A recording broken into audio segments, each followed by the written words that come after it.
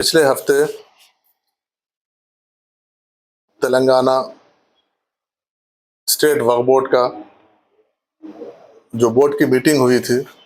Special board का meeting वक्फ amendment bill 2024 इसको लेकर हम स्पेशल बोर्ड का मीटिंग बुलाए थे पिछले हफ्ते। उस मीटिंग में हम लोग 3 रेजोल्यूशंस पास किए थे। उसमें एक रेजोल्यूशन सबसे पहले और हिंदुस्तान का वाहिद तेलंगाना वक्फ बोर्ड है। ये bill amendment bill parliament house में आने के बाद पहला बोर्ड है जो इसको यूनानिमसली इसको रिजेक्ट करते हुए एक बिल पास किए थे हम। और उसके बाद उसमें 2 चीज़ें हम उसमें ऐड किए थे। एक कि हम पार्लियामेंट्री जॉइंट वर्किंग कमेटी को हम जो रिप्रेजेंट करेंगे तेलंगाना वक्फ बोर्ड की जानिब से, इससे हम उसके बाद हम उसी दिन जॉइंट वर्किंग कमेटी को हम एक मेल किए थे, हम ऐसा आपके पास आना चाह रहे हैं। और तीसरा ये था कि तमाम नॉन बीजेपी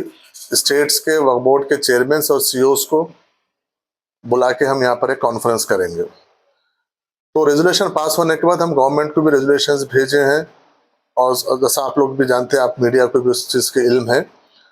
तो हम जब जिस दिन हम रिक्वेस्ट भेजे थे कि हम जेपीसी में हम तेलंगाना आना चाह रहा है जॉइंट वर्किंग कमेटी में, तो हमको दूसरे दिन वहाँ से रिप्लाई आया कि तेलंगाना वक्फ बोर्ड को 6 तारीख के दिन 2:30 बजे का टाइम दिया गया जॉइंट वर्किंग कमेटी की जानिब से। तो उसी सिलसिले में हम बहुत सारे अहम शख्सियात से इस बिल के जो 40 अमेंडमेंट बिल है, इसमें जो इसके ऊपर हम बहुत सारे ब्यूरोक्रेट्स है जो अभी जो आईएएस है, ब्यूरोक्रेट्स है जो रिटायर आईएएस है, सीनियर्स है, और बहुत सारे वकला है, एडवोकेट्स है जो सीनियर एडवोकेट्स है, प्रैक्टिसिंग एडवोकेट्स है, सोशल ऑर्गेनाइजेशन से हम लोग बात किए, रिलीजियस ऑर्गेनाइजेशन से बात करके हम एक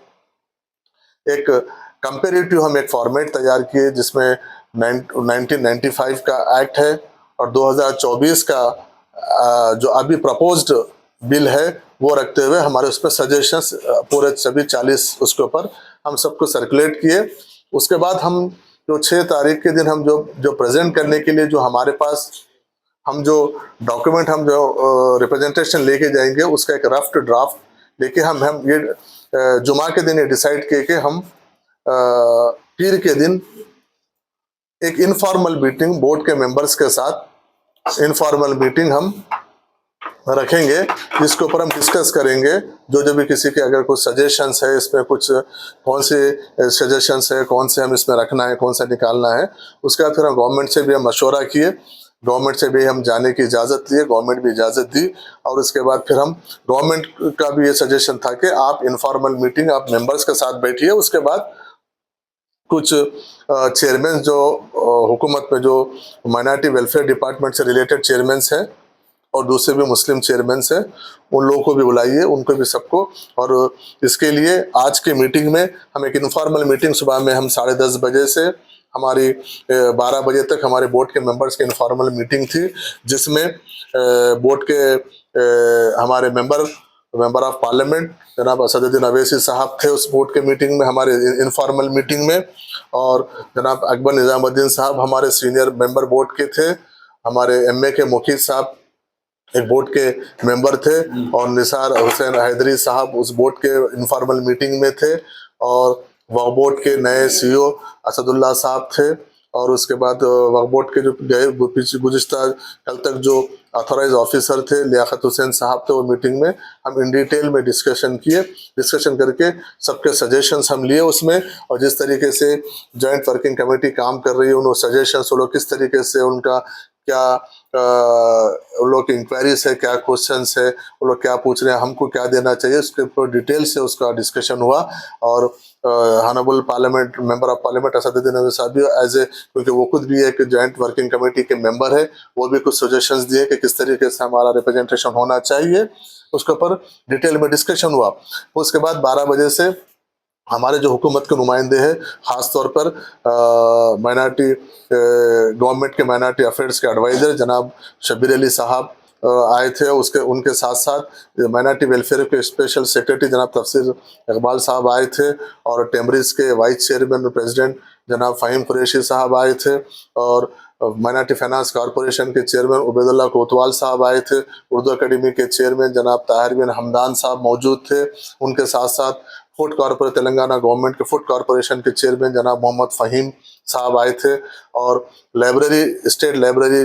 के चेयरमैन जनाब प्रोफेसर रियाज साहब आए थे। इन लोग के सामने भी जो हमारे मेंबर्स में जो डिस्कशन हुआ, जो डॉक्यूमेंट्स थे, उनको भी हम सर्कुलेट करके उनके साथ भी हम इन डिटेल में डिस्कस किए, और उनके तजावीज़ों को भी जो वहाँ पर दे सकते थे लिए, क्योंकि हमको कल जॉइंट वर्किंग कमेटी में कल हम उनको सॉफ्ट कॉपी भेजना है। तो आज उनसे भी कुछ, अगर शाम तक आपके पास भी कुछ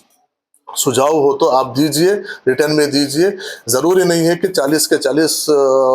अमेंडमेंट के ऊपर आपको जो समझ में आया सुझाव दीजिए। हम उनको सबको इनकॉर्पोरेट करके एक हम रिप्रेजेंटेशन अच्छा तेलंगाना के वक्फ बोर्ड की जानिब से हुकूमत जो जॉइंट पार्लियामेंट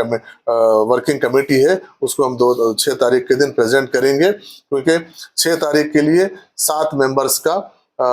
हमको परमिशन मिला है। 7 मेंबर्स के लिए हम मैक्सिमम आप 5 से 7 मेंबर आ सकते हैं करके हम उनको रिक्वेस्ट किए कि मेंबर्स को आप थोड़ा सा बढ़ाइए, तो वो बोले कि नहीं, हम 5 से 7 मेंबर से ज़्यादा हम नहीं, तो इसलिए हम तेलंगाना की जानिब से इंशाल्लाह हम 7 मेंबर्स, बोर्ड के जानिब से 7 मेंबर्स वहाँ पर 6 तारीख के दिन 2:30 बजे हमारा टाइम है, उसमें जाके वक्फ बोर्ड को बचाने के लिए, जिस तरीके से वक्फ बोर्ड को ख़त्म करने की, मनशाए वक्फ को ख़त्म करने की जो कोशिश की जा रही है, उसके ताल्लुक से एक स्ट्रांग एक रिप्रेजेंटेशन तेलंगाना वक्फ बोर्ड की जानिब से हम जॉइंट वर्किंग कमेटी में देंगे, जो आज वही आज हमारे बीच यहाँ पर डिस्कशन हुआ। प्रोटेस्ट का प्रोग्राम नहीं, अभी 6 तारीख के बाद हम जब वो जॉइंट पार्लियामेंट्री कमेटी में जब हम प्रेजेंट करेंगे, उसके बाद फिर आगे क्या स्ट्रैटेजी होगा फिर तय करेंगे। वो जो दूसरे रियासतों के वक्फ बोर्ड चेयरमैनों को बुला के वो 6 तारीख के बाद हम डिसाइड करेंगे, उसमें प्रोटेस्ट का भी होगा या जल्द से आम होगा, या फिर आपका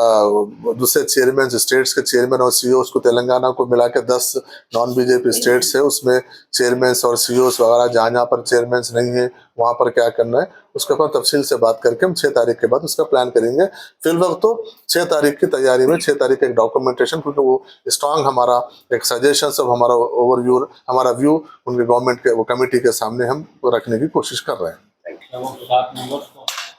तो मेंबर्स बोर्ड के मेंबर्स है, वो बोर्ड के मेंबर्स, दूसरे कोई नहीं, बाहर जो भी है बोर्ड के मेंबर से रहेंगे। हर खबर पर नजर रखने के लिए हमारे चैनल को लाइक, शेयर, सब्सक्राइब और फॉलो जरूर कीजिए। Crime control news Hyderabad.